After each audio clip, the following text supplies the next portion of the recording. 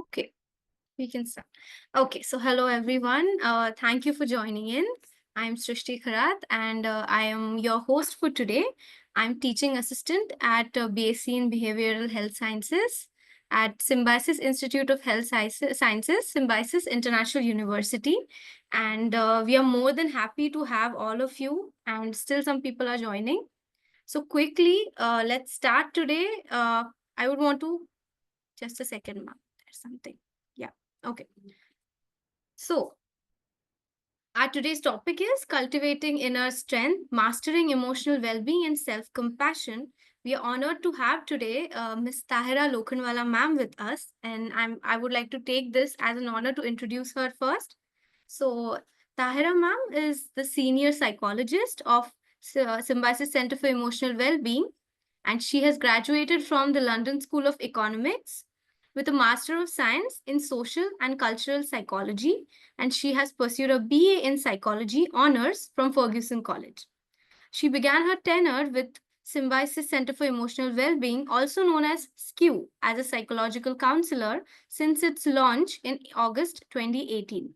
She has been instrumental in supporting the growth and expansion of SKEW, its various curative, preventive, and promotive mental health interventions, programs, and academic courses.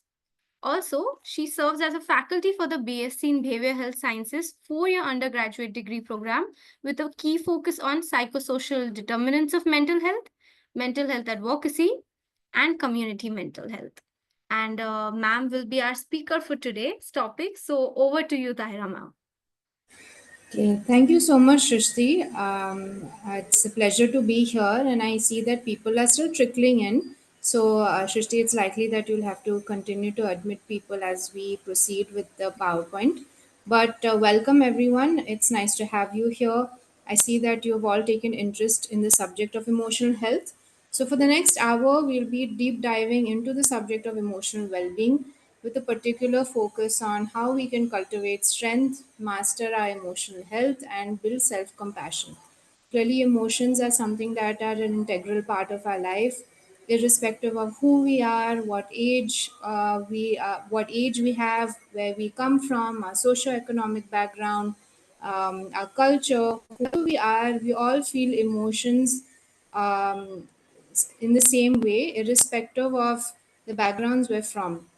And emotions are there for a reason, which is what we're going to be talking about today, is to understand these emotions, understand how what the part it plays in terms of our well-being, because clearly we don't want to just survive, we want to thrive.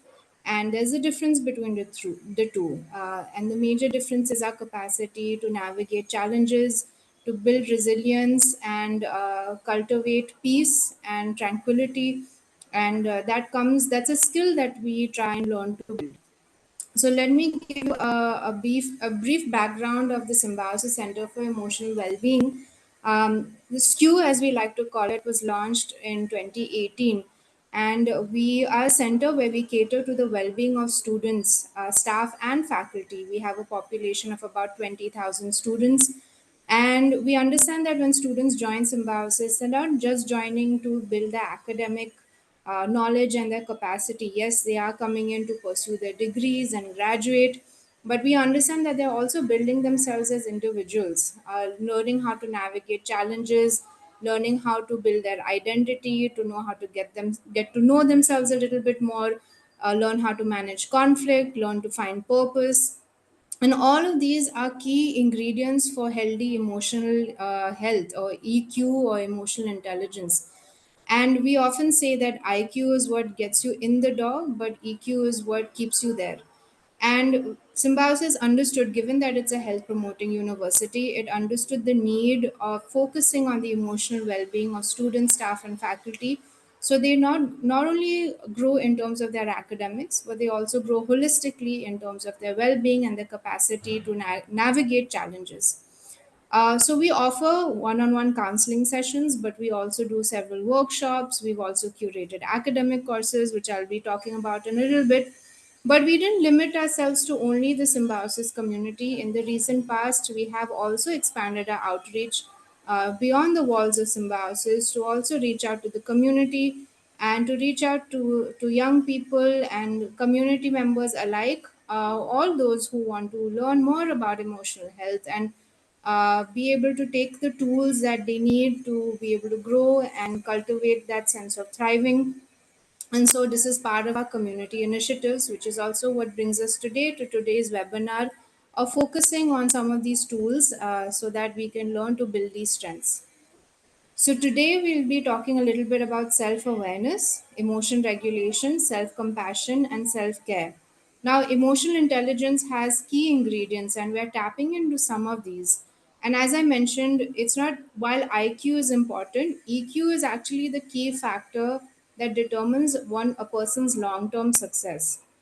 Let's take an example. Let's say there's a person who is very learned, very knowledgeable, has studied, has prepped, is going in for an interview, and in any other circumstance, they would ace it because they have the intelligence and they have the knowledge. But when they go for the interview, they're feeling incredibly nervous, incredibly anxious. And that anxiousness makes them forget what they want to say. Their heart starts beating. They feel jittery. They feel nervous. And as a result, they don't perform well in that interview. Similarly, let's say there's another person who actually gets the job but is not able to control their temper, gets irritated easily, and as a result, it causes interpersonal conflict with their colleagues. So here is these are two examples that indicate that while intelligence is important, our capacity to manage our emotions, our capacity to be aware of what we're feeling, so we know how to manage those emotions, and therefore be able to also then regulate our emotions when it comes to talking to people, when it comes to interacting, when it comes to managing conflict.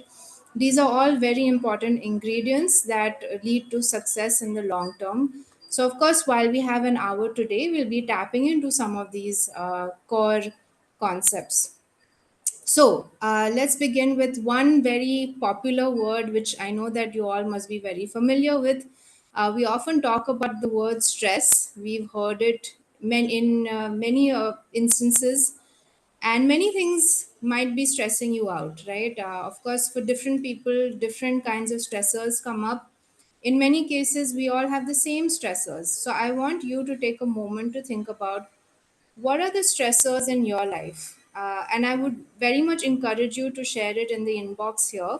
So, feel free to add what stresses you out. It could be deadline pressures, it could be traffic, it could be managing work responsibilities as well as home responsibilities. And I know that we have an eclectic group here of people of different ages. So I'm sure that the nature of stress changes also depending on which season of life you're in. But I would very much encourage you to put in the chat box what is it that stresses you out, right? And so if I understand that a lot of you have your video switched off, I do encourage you to switch on your mics, your videos, if you want to add or you want to ask a question or you want to make a comment.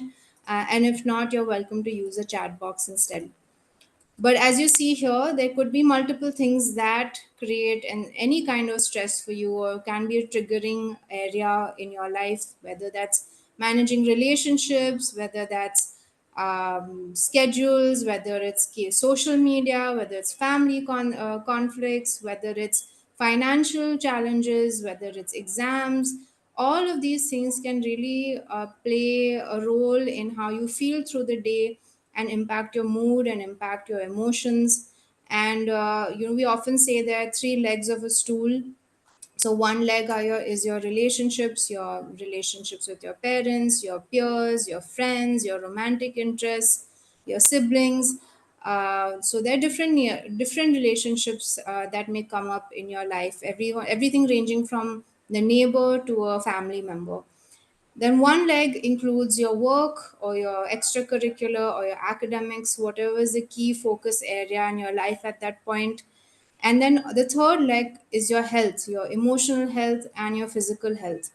And ideally, we want to have these three legs balanced, because the moment one leg is lesser than the other, the stool becomes uneven and then there's no balance there.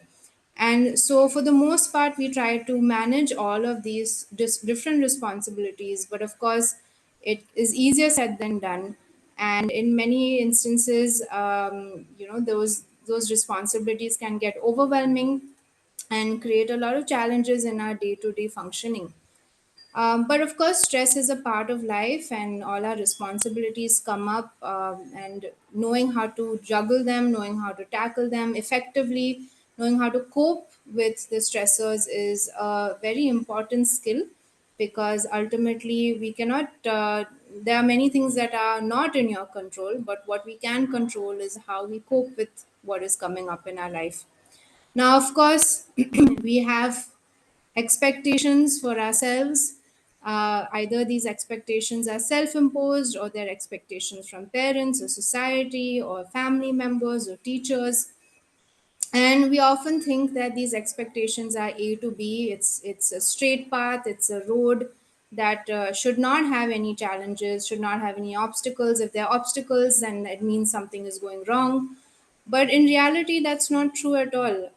There are many twists and turns in life, and I know that sounds philosophical, but that is true. That it's never a straight road. If you remember when you started to learn how to ride a bicycle, let's say you were learning how to ride a bicycle, you didn't just get on the bicycle and start riding off. There was a period of falling off the bicycle, getting back on. But just because you fell doesn't mean that you were failing. It was part of the process of learning how to ride the bike. But oftentimes people take failure or setback as somehow a generalization to who they are, rather than seeing it as feedback for what they need to work on or what they need to adjust. And sometimes when these failures are taken very personally, it can create a lot of frustration, a lot of anguish, and that further exasperates the stress that a person is feeling. So it's always important to remember that there's no such thing as failure. Failure is actually a part of our experience, and we don't like to use the word failure. We just use the word as opportunities for learning, because every time something doesn't work, it's just feedback for what needs to be adjusted, or maybe redirection is what is required. But oftentimes, if we don't take this process in a healthy way, let's say we have very negative self-talk that, oh, what if we're not good enough, or what if people move ahead and then I'm left behind. These are questions, these are statements that come up in a person's mind, that really adds to the stress that we might be feeling. Which is what we're going to be talking about in a little bit, is what is our self talk, what is the nature of our internal environment. Is it peaceful or is it hostile? How do we talk to ourselves? Would we talk to ourselves the way we talk to ourselves? Would we talk like that to a close friend? And that our internal landscape can also really influence how we perceive the world, how we interact with the world, and then how we cope ultimately. So we'll talk a little bit about this in more depth. But it's important to remember that prolonged stress can really influence the body. We can feel, so when we're experiencing an emotion, it can come up in the body in certain ways. For some people, they may feel headaches. For others, their heart starts racing. Sometimes people get upset stomachs, they feel fatigued. They may want to sleep too much or maybe not sleep at all. There's muscle cramps. You'll always notice that whenever you're stressed, a certain muscle will start hurting. Maybe it's your back, maybe it's your shoulders, maybe it's your neck, maybe it's your lower back. And so the body is reacting. Your cells of your body are very intelligent, and they sense the emotion, the stress that you're feeling, and they can hold that emotion. So there's this saying that the body keeps score, and it really does, because prolonged stress can impact the body. If those emotions are not processed and released, it gets stored, and then it creates health issues in the long run, which is why we often say that the mind and body are interconnected. So when we are caring for the body through exercise or nutrition or healthy lifestyle, then we're also influencing our emotions. And similarly, uh, focusing on emotions can also affect the body. So are you doing enough to practice healthy emotion regulation, to journal, to express yourself vulnerably with the right people, to engage in self-care so that you have a way to process those emotions? Oftentimes we charge our mobile phone, but what do you do to charge yourself when you're running low on energy? And those self-care strategies are very important in managing stress.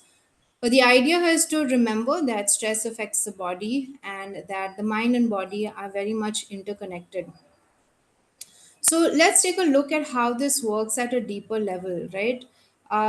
We have our senses, right? There's sight, sound, taste, touch, smell, and we're always engaging with our environment. And every day you're going through the day, you could be tackling traffic, you could be tackling a colleague who says something rude to you. It could be, it could be very hot in the transport that you're taking. All these sensory experiences, they're of different nature, different. There's a whole range of sensory experiences you're going through, and that can bring up a trigger. Your mind is processing its environment and it sends messages to you, so that you can make interpretations of what you're seeing. So, for example, let's say you're walking through the hallway and you see a colleague who usually is friendly with you, but for whatever reason that day they didn't smile at you or didn't acknowledge you or didn't say hello.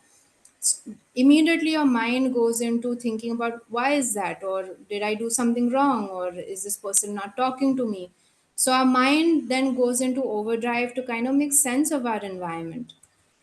So, if you see, there are a whole range of emotions that we end up feeling based on what we're seeing in our environment. So, this person in on our screen is the same person, but demonstrating different emotions, right? So, if I were to ask you what emotion are you seeing in the first, in the left hand side top corner, it would be interesting to know what it is that you're noticing. Is it disgust? Is it fear? Is it sadness? Is it surprise? Is it happiness? All of these faces are demonstrating a certain kind of emotion. And we all feel emotions of different nature, different intensities. And remember that no one is exempt from feeling emotion. Everybody feels it at different capacities.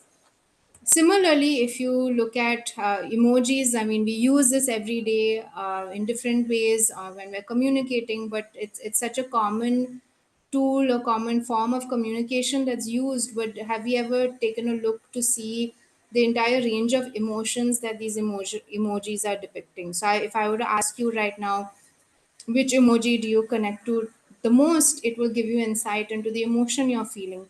So, in some cases, you may be feeling frightened, or you might be feeling anger, or you might be feeling boredom, and all of these emotions are legitimate. There's no right or wrong emotion. It's important to remember that emotions are neither good or bad. They are just messengers trying to tell you something, because they're trying to help you understand what is going on in the environment to protect you.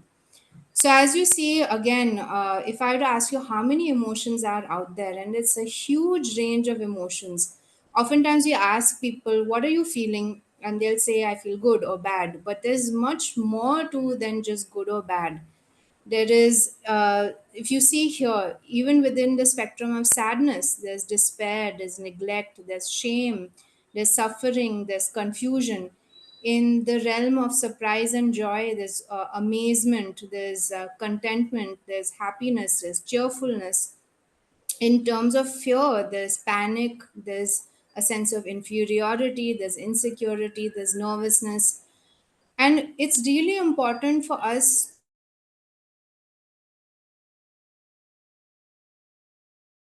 not manage emotions unless we know what they are in the first place. And this is where self awareness comes up. Because if we are to manage emotions, we first need to be able to give it a name. And oftentimes we find that people may not have completely developed their emotion vocabulary. And this is an opportunity to really do some homework and know the different names of different emotions. How often do we use the word agitated or hostile or contempt? And each emotion depicts, each word depicts a shift in that emotion to some degree. And when we are able to improve our emotion literacy, then we're in a better place to be able to manage those emotions once we have been able to identify it. Similarly, when it comes to emotions, it's important to remember they come in a spectrum. So, for example, when we say anger, we don't just say anger. We know anger comes in a spectrum. So we might feel irritated first, then we might feel frustrated, then we might feel anger. In some cases, we might feel rage. So every emotion comes in varying degrees of intensity. And similar to colors, right? We don't just say red. We know there's maroon and there's magenta and there's all these different shades. Emotions also have different shades. Why this is important to know is because a lot of the times we may be faced with a situation and we may exhibit an emotion, and that emotion may not match the situation. In some cases it might, in other cases it may not. And so, if there's a small situation, let's say your colleague is chewing food very loudly, maybe you might be irritated, but you might not feel rage. If you're feeling rage, then that's a much more deeper issue that needs to be investigated, right? So, remember that for situations, an emotion that is experienced needs to match the situation too. And if there's any mismatch, then that's where we kind of look into what is happening with that emotion. What is it trying to say? Is there something much deeper going on that needs to be explored? But it's also important to remember that why is it that we feel emotions? So, evolutionary speaking, if we think about our ancestors who say were living in the jungle, and let's say a tiger popped out from the bushes, uh, that ancestor, let's suppose, did not feel fear. What do you think would happen? Feel free to share in the chat box. What do you think would happen if that ancestor did not feel fear?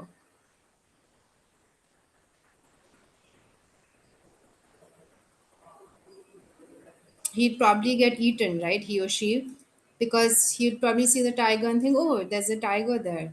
How nice. But that ancestor felt fear because the fear was a guiding force there, sending a message to that person's brain saying, this is dangerous, you need to run or fight or freeze or do something to save yourself.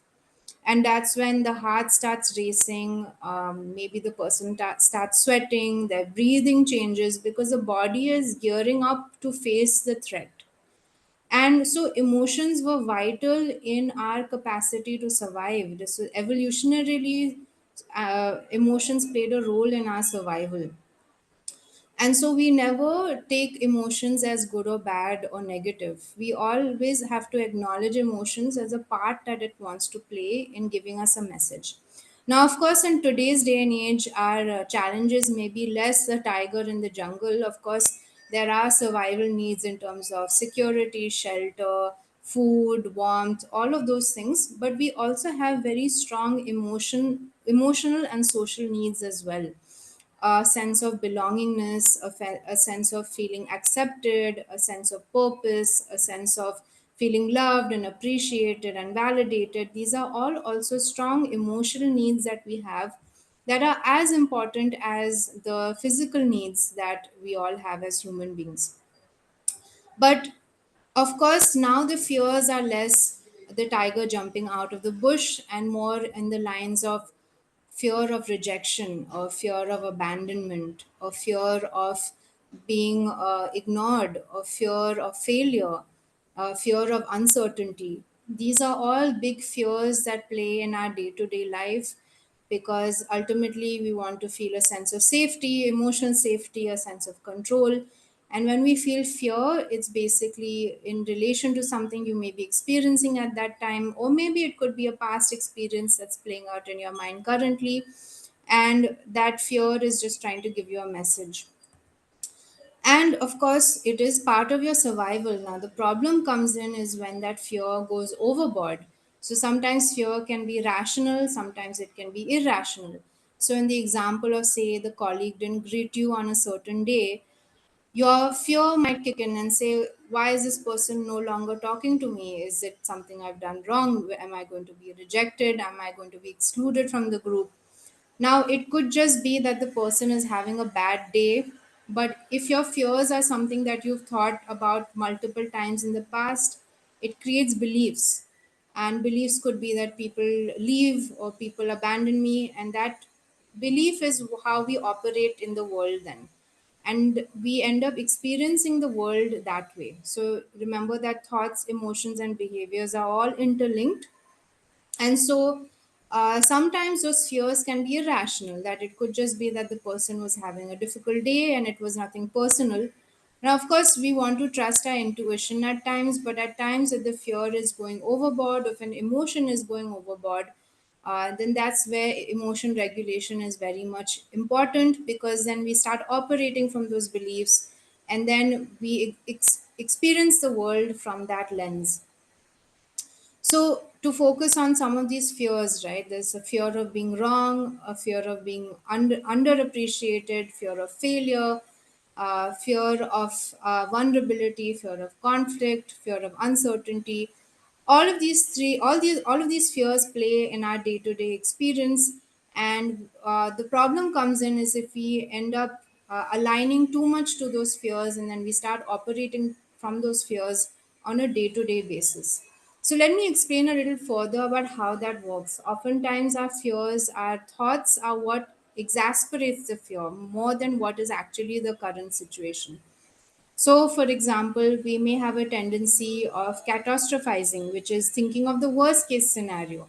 So, a student may feel like, oh, if I fail the exam, I will not do well, I will not get placement, then I will not get a job, and then people will think I'm a disappointment, and then no one will talk to me. So, there's a chain reaction of thoughts which creates a worst case scenario, and that fear can then really plague a person's mind. So that's one thinking trap that we like to call it. Oftentimes we also have should statements: I have to get 99%, or I have to get so and so thing by so and so age. The problem with that is it creates a lot of rigidity, and it creates an incapacity to work around things when they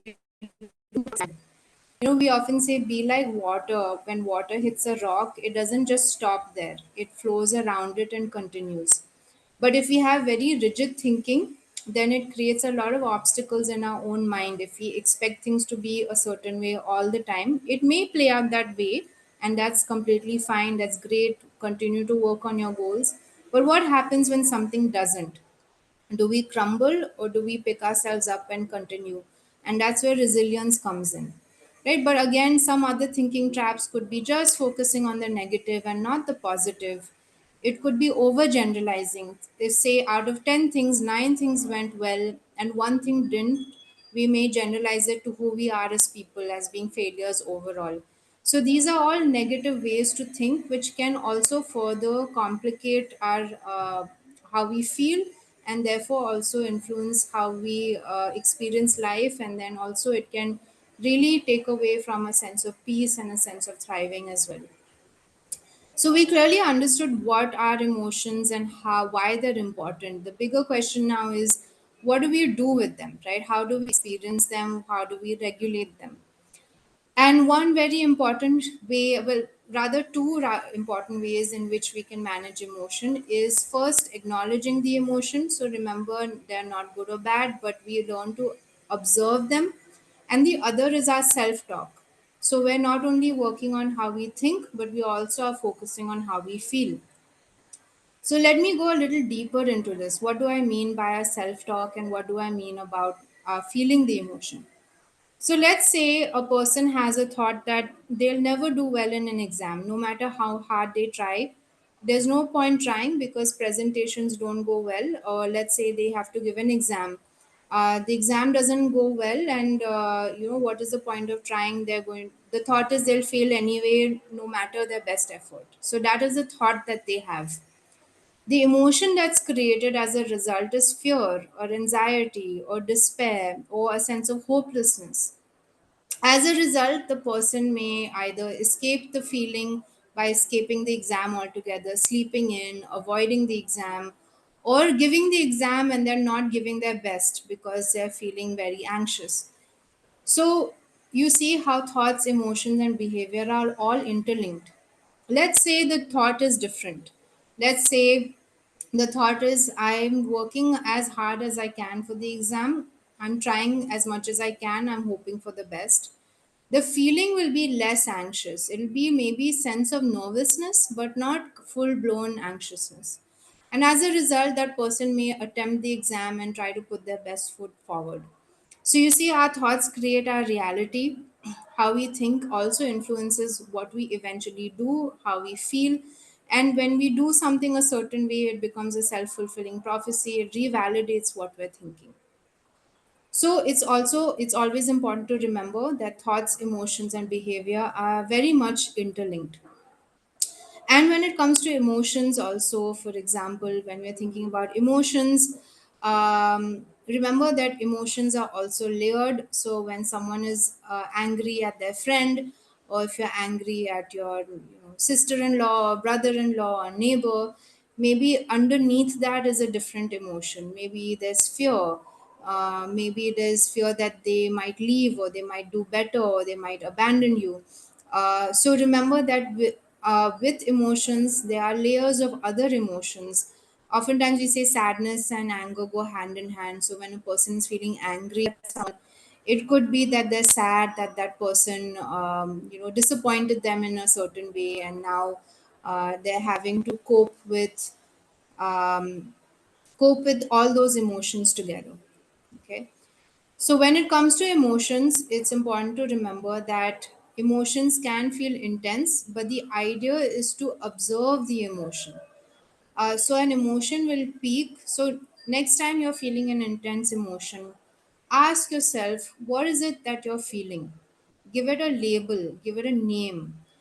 So if you're feeling sad, let's say your cousin, so and so cousin didn't invite you for their family function, and you're feeling sad or you're feeling anger, you ask yourself, what is it that I'm feeling? And then you observe the feeling as a third person. So when you observe the feeling, it's essentially being processed. You need not do anything to process it, you just observe it. It may come up in your body as a sensation. It doesn't have to in all cases. But let's say for some people sadness comes up as a lump in their throat. For others, it may come up as a heaviness in their chest. For others, it may come up as heaviness in their stomach. For some other people, it may be a tingling feeling in their fingers. For other people, it might be a headache. The idea is to observe the emotion and feel it. When you feel it, now while that's uncomfortable, it is also a process in which you are processing and releasing. Oftentimes, we ignore emotions, and when we ignore emotions, it can come up as anger. So it's like a balloon that's filled with air. If we push that balloon down in water and we let it go, it will come up with great force. And similarly, with emotions that have been ignored for a long time, it can come up as anger, it can come up as a more intense emotion.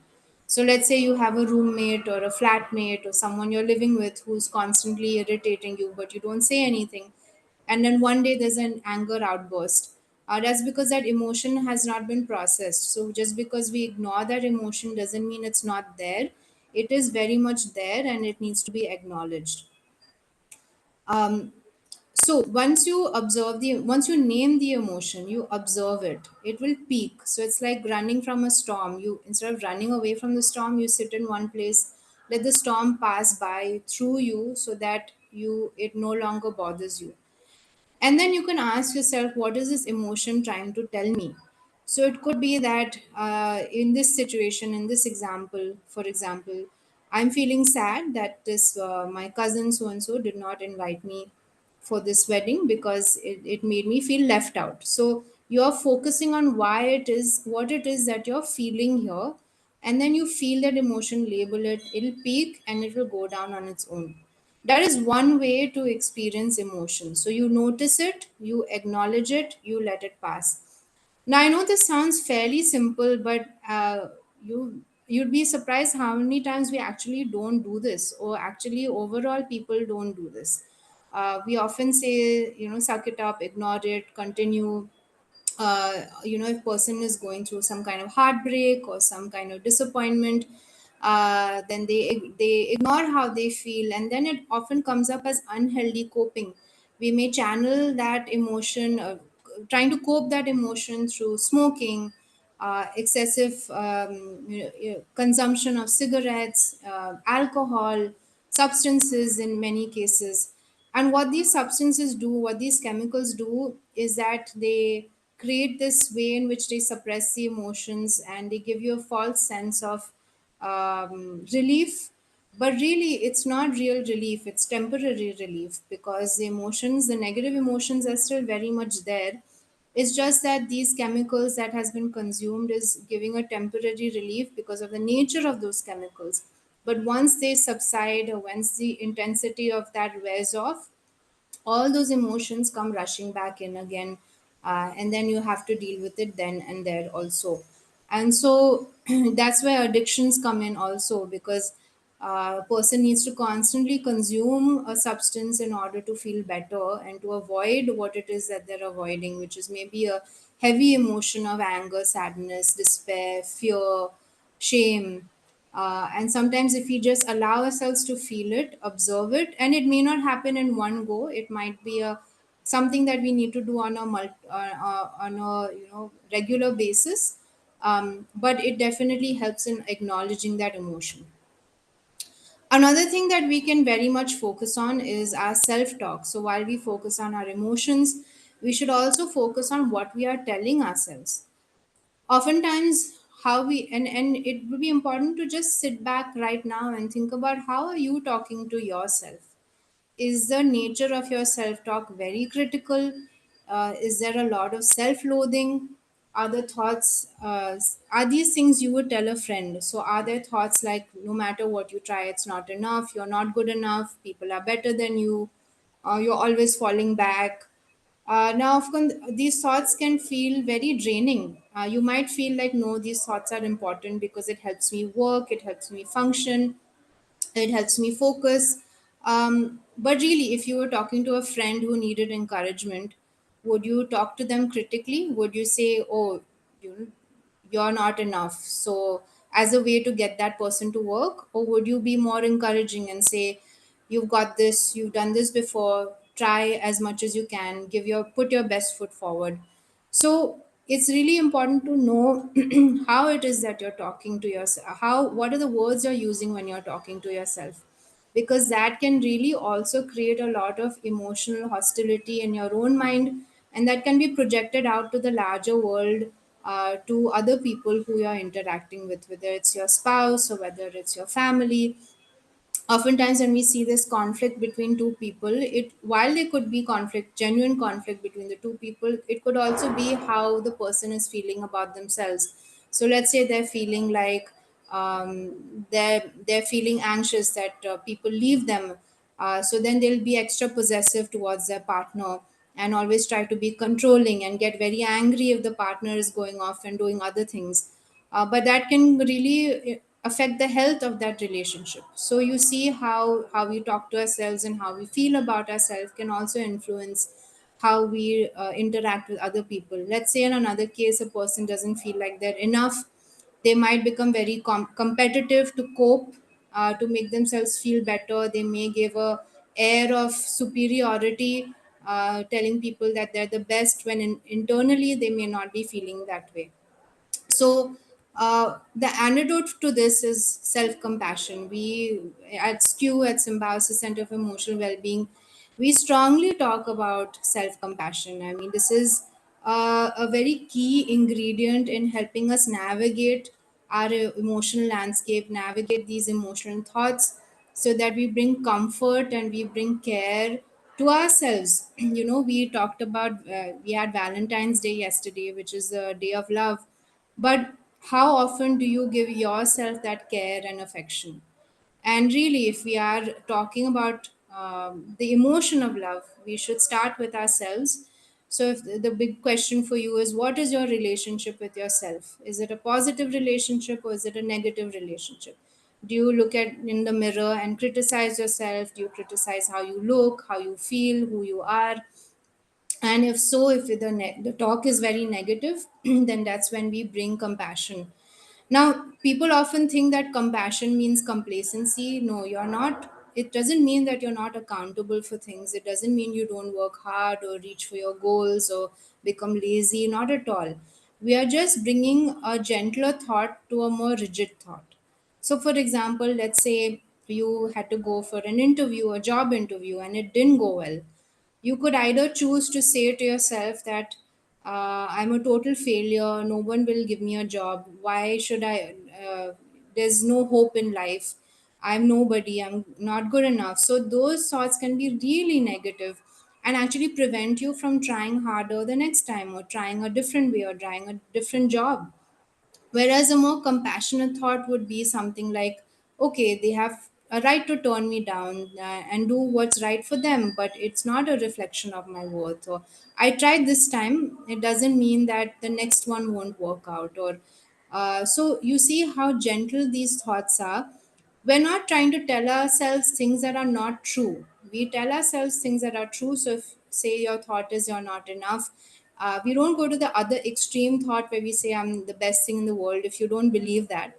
But the idea is to go to the next best thought, which is, I'm trying the best I can, or I'm learning every day, or I'm working towards my goals. So when you talk to yourself that way, then it automatically gives you a sense of motivation. It relieves a lot of anger and stress that you may be feeling, and it gives you the energy to continue on and focus on your goals and try again, so that you can ultimately reach for success. Remember that success is not one thing that you do. It's a culmination of small consistent efforts over time.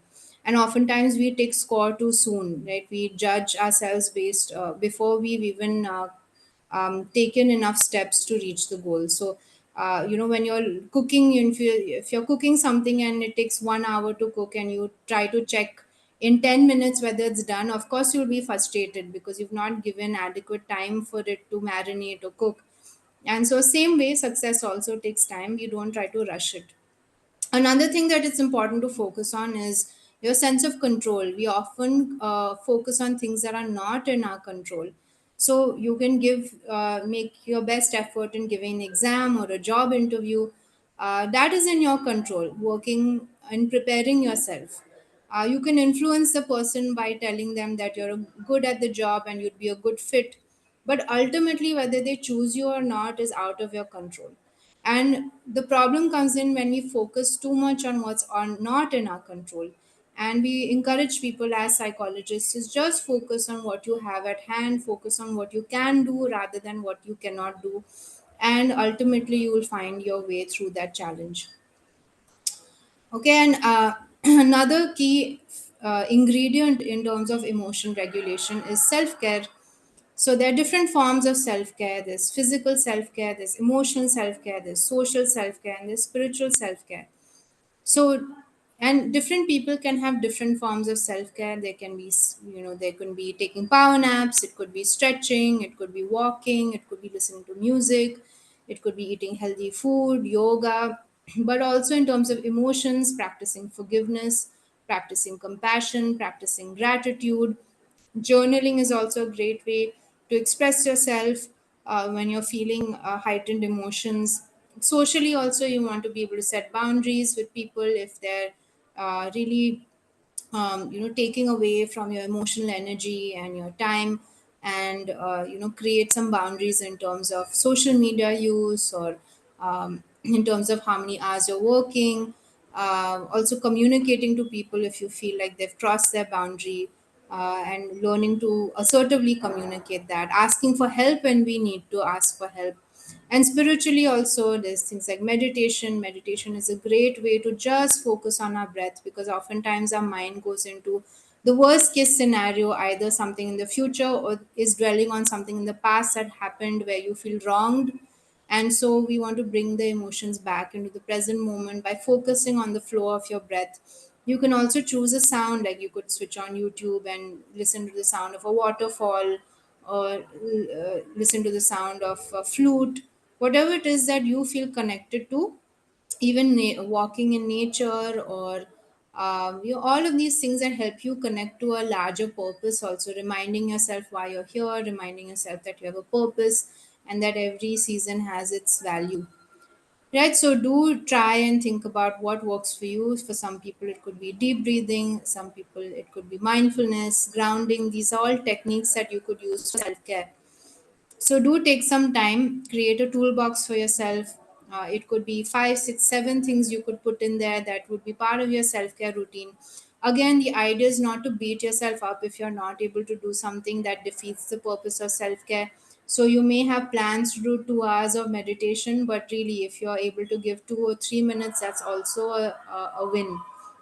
And so, whatever works for you, think about what helps you de-stress. I would very much like to hear in the chat box what it is that helps you de-stress. Please do share your thoughts over here, and it'll be inspiring for us to know what are different self-care techniques.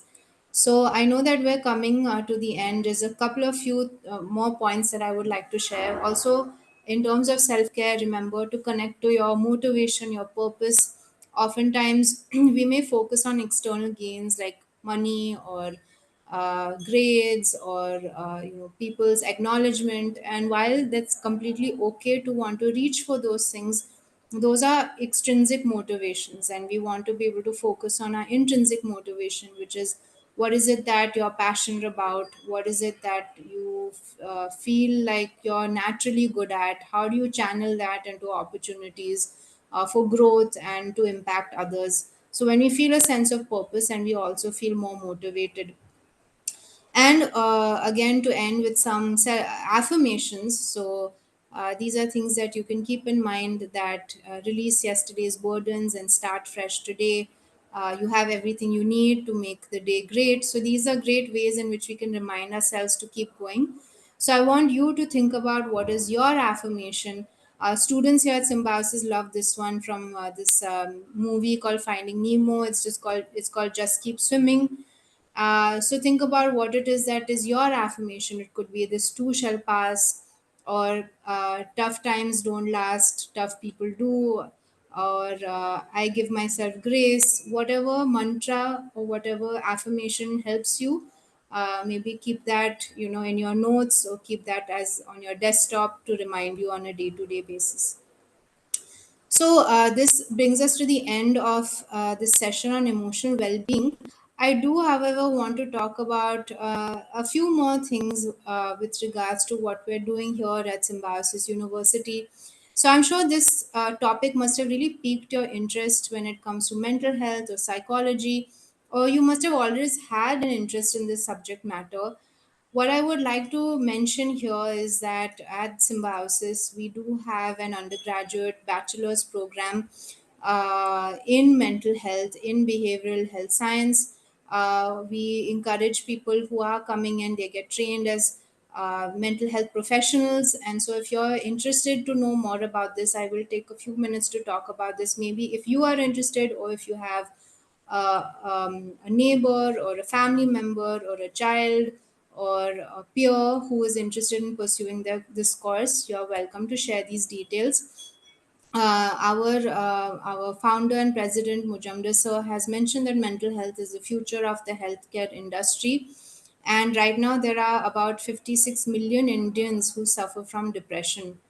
And clearly there's a gap between the number of healthcare providers versus the need. And as we have spoken about in the last hour, mental health is the need of the hour. Especially in the pandemic, we noticed how crisis was coming up, how people were struggling with their emotional health. And so it's really important for us to curate courses that offer training to individuals who want to embark on a journey in this field, and where they want to support people and really tackle these numbers here of the number of mental health challenges we're experiencing, not only in India but globally as well.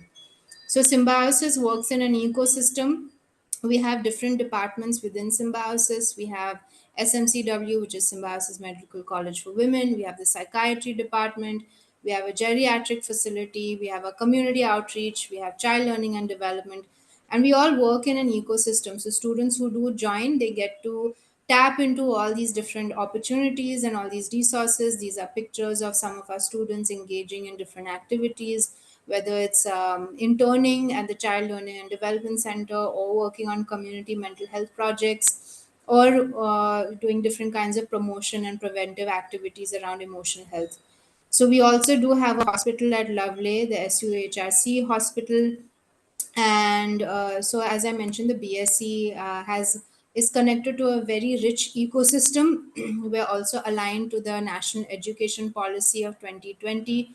It's a multidisciplinary program. It has intensive practical training, internships, exposure, and very sound theoretical knowledge is offered to the students. I'm happy to say I was one of the faculties, and we had to curate the course from the ground up. So we also curated it from the lens of being mental health practitioners ourselves and understanding what are the challenges that we're seeing on a day-to-day basis with our clients. So if you want to know more, please go to our website. This is www.sihspune.org. Why I'm bringing this up is we have just started our admissions today for our fourth batch. So if you know anyone who'd be interested in wanting to pursue admission, please let them know. They're welcome to join. I would also like to end with one more key detail, which is apart from starting our fourth year batch admissions process for the BSc in mental health. So originally it was called BSc in mental health. We have now changed it to BSc in behavioral health science. It is a 4 year program, and apart from that, we will also be hosting an international conference here at Symbiosis Lovely on the 3rd and 4th of October of this year, 2025. This is open to all professionals.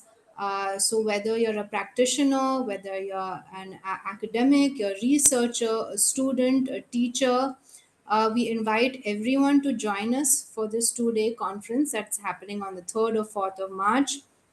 What we are going to be doing is we are going to be sharing ideas, research, and just general topics around emotional health from different lenses, whether that's understanding emotional health from a body perspective, mind body perspective, yoga, sports, spirituality, expressive arts therapy, understanding community engagement, understanding how to engage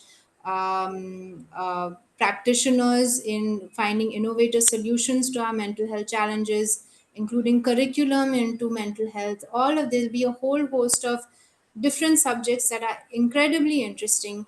And we would invite everyone on this group to please attend, please join. If you are interested, there are these details. I think Shrishti will also add the SimPsych email in the chat box. You're welcome to reach out if you have any questions. You're also welcome to reach out if you want to send a, if you have been working on a research that you'd like to present during the conference, you're welcome to also submit it to us for presentation. So our focus is to ignite, innovate, and impact. We want to engage thought leaders in behavioral health and mental health. And you can also expand your professional network. You can present a paper, you can attend workshops and sessions, whatever it is that you're interested in doing. We have something for you. So if you feel like you'd like to send in an abstract, send us an email and we'd be happy to take that in. So that's what we're doing here at Symbiosis International University. Thank you for joining in. It was a pleasure to have all of you here. Feel free to reach out if you have any questions. And I think this brings us to the end of today's session. Yeah. Okay, feel free to ask questions. Yeah. Yes, so Shrishti has shared details for our, if you have any questions either about the admissions process for the BSc in mental health, or if you have questions about the conference itself, if that's something you'd like to attend, then we can also send you more details there. Yeah, so with that, I can close. Shrishti, back to you. We'd love to get your feedback also. So perhaps in time we'll send a feedback form.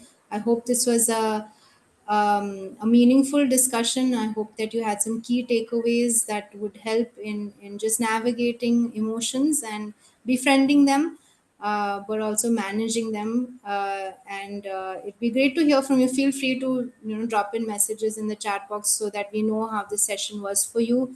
And thank you for joining in. And I hope you have a good weekend.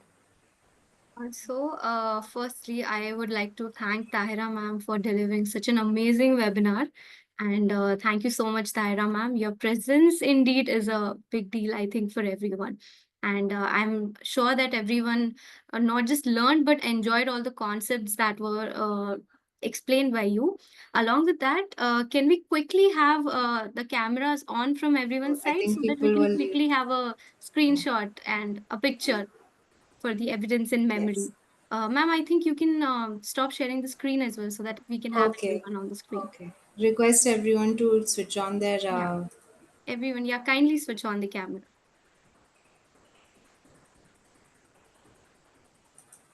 Just a second, I'll. Thank you for the feedback. It helps for us to know. Yes. Mm. Okay, I think another 1 minute I would take Yeah. so that everyone can switch on their cameras. We will quickly have a snap.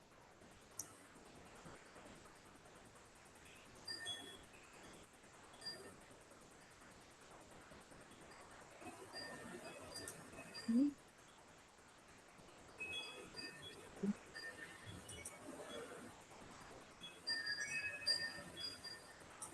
Okay, Okay. yeah. Thank you so much, Thank everyone, you for very much. joining Thank in. you, You were a Shrishti, for wonderful your help. host. Yes, thank Thank you, you. ma'am. Yeah, sure.